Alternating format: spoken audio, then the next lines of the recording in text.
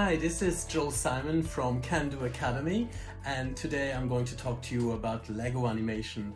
Lego animation is a fabulous way of creating your own films using very simple Lego figures and some Lego bricks, which I'm sure you've got loads of at home. And then the other thing that you'll need are some of these green plates, and the green plates are great because all you have to do is you just have to fix them to whatever table that you're working on, and then you just tape them around basically, and that means that you have a surface on which the characters can basically walk. And because of the studs on the green plates, you'll be able to gauge exactly where the characters have to go. So the studs on a green plate are a great way of measuring how much you have to move the characters by. I would always say anybody who does stop motion Lego animation for the first time, try to move your characters by one stud each time. So this guy here, for instance, Chewbacca, if I want to animate him, I have to position him here first, and then I move him forward a tiny bit like this, and then take a picture, and then move him again by one stud, take a picture, and then move him again, take a picture, and so on and so forth. And it's very tempting when you're animating for the first time to just kind of move your character all over the place, just like here, take a picture, there, take a picture, and then there. But the problem is if you move them too much, that your characters will just, once you hit the play button, your characters will just move all over the place far too fast, and nobody will be able to enjoy your finished film. So I would always say try to move your characters a tiny bit. It's better to move them by small bits each time than too much basically. So now I'm going to show you what else you need to do your Lego animation. You need a device to record the images with. And there are applications, programs that work on any device that you have. So if you've got a smartphone at home, whether it's an iPhone or an Android device, a Nokia phone, you can use that as long as it's got a camera and sufficient memory on it. There are plenty of wonderful programs, apps that you can use on either smartphones or tablets like these, like this iPad. There's one in particular that I really recommend you using, and it's called Stop Motion Studio, and it looks like this here. There is a free version you can get, which is this kind of blue icon. There's also a paid version, which is the purple icon, which gives you many more features. The paid version is £5, and it's well worth it because you can do so many things, sound effects and special effects and loads of things with it. The blue version is a little bit more limited, but because it's free, it's still a wonderful thing to download on either your smartphone or your tablet like this. So like I said, it works on Apple devices, Android devices, even on Kindles with cameras. You should always make sure that your characters are set on the plate before you start filming. And then what you need to do is you need to take some sellotape like this here, just any ordinary sellotape will do, and then you need to tape it down like this and make sure that the green plate is taped down on at least two sides so that it doesn't move when you animate it. So now it's nice and stable. So one thing you can use to stabilize your recording device is an egg box.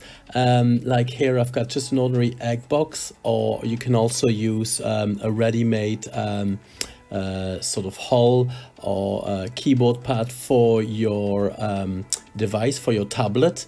This one here is one that I've bought. It's only about sort of £10, and it contains my iPad pretty well, and then it closes down again afterwards. But the egg box is obviously much cheaper to use, and it contains your tablet or your iPad or your smartphone, whatever it is, it contains it within these kind of ridges, and it's really handy and a very quick way of stabilizing your tablet or your smartphone to record the animation with.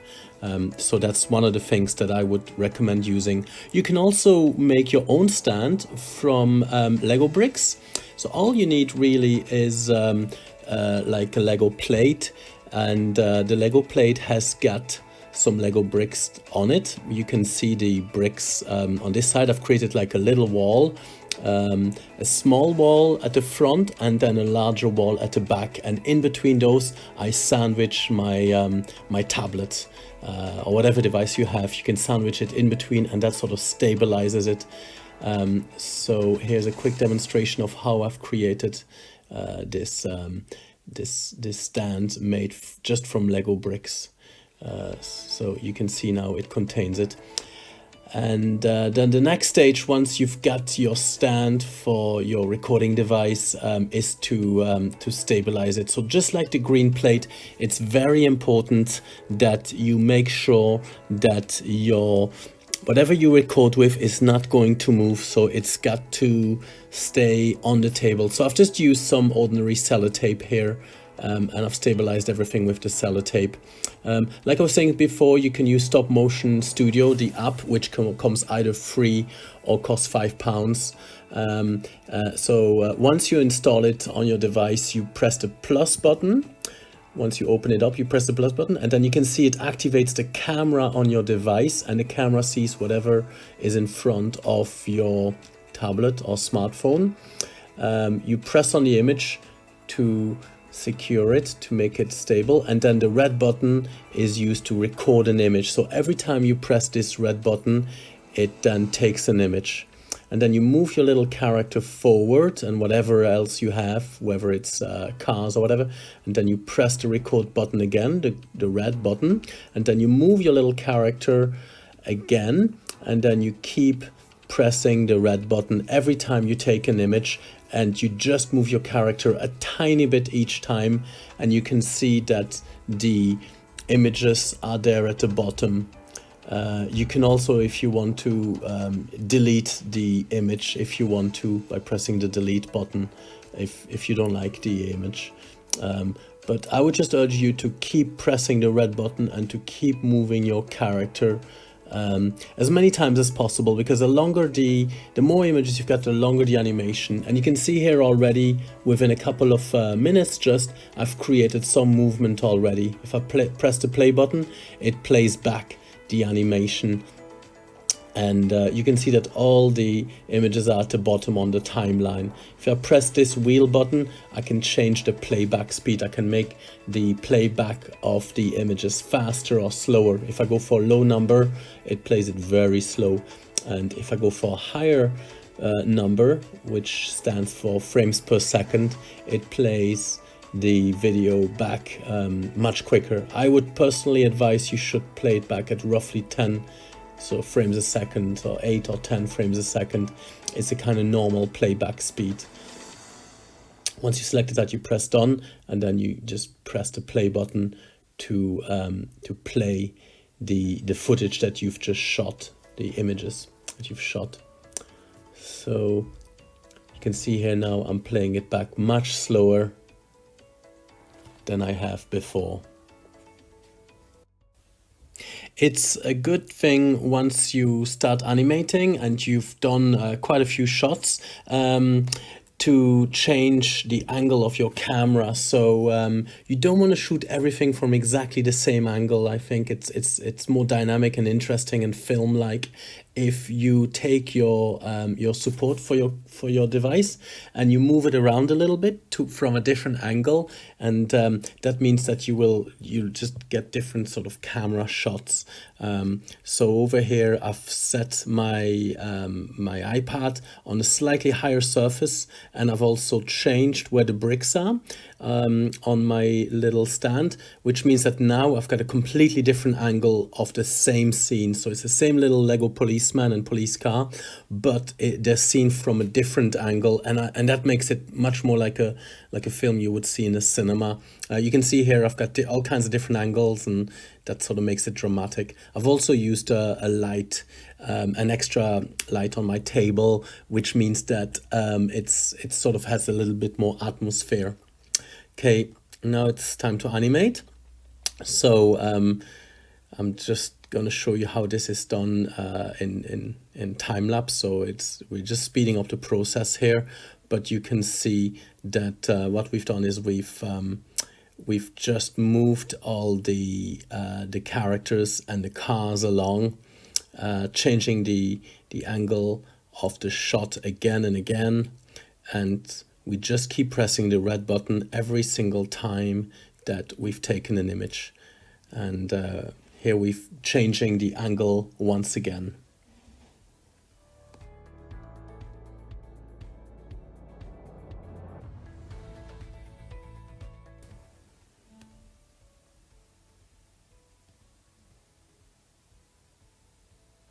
So now I'm showing you how we can also create a high angle shot that you sometimes see in some movies, something that it seems like it's seen by a bird or something.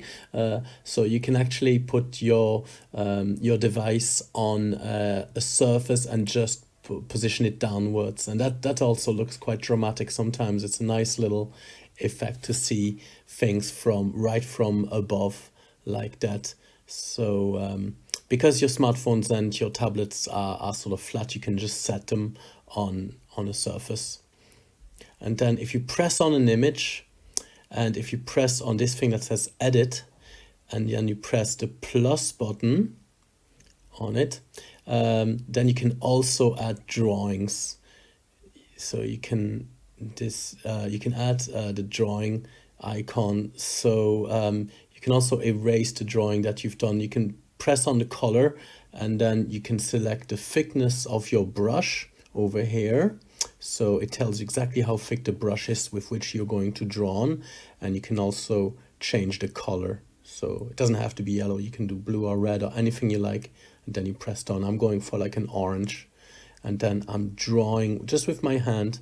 I can draw on the image, and then I press the triangle at the top left corner, and then I do that on the next image as well. So I go to edit plus add drawing, and I keep drawing on the image with my finger. You can also use a stylus, and I touch the thing at the top left corner. So edit plus add drawing, and then I draw on the actual image like that. You can draw anything you like. You can draw symbols or words or thought bubbles, anything you want. So edit, and then the plus button, and then I keep changing the drawing slightly every single time, and I go back to the top left corner. So that's a nice way to do little effects. This feature works only on the paid version of the app if you've installed that. I think it's not really available for the free version, but it's just something to bear in mind if you want to do more complex effect. And then you can see, once you play all these images back, then you can actually see how the drawings change when you play the images back. So it's quite an interesting thing to do.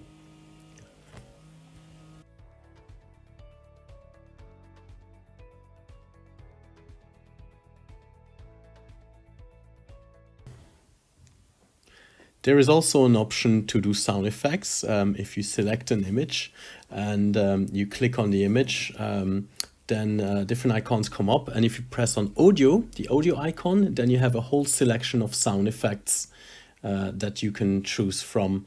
So I think there's something like 100 sound effects. So this one says alarm on it, and it tells you how long it lasts. So if I click on the word alarm, a little blue icon comes up and goes on the image. And if I play it back, I can actually hear the alarm sound. So it's really handy if you want to add sound effects. Again, this is more for the paid version, the £5 version, but this is something to bear in mind. If you want to add sound effects, you can.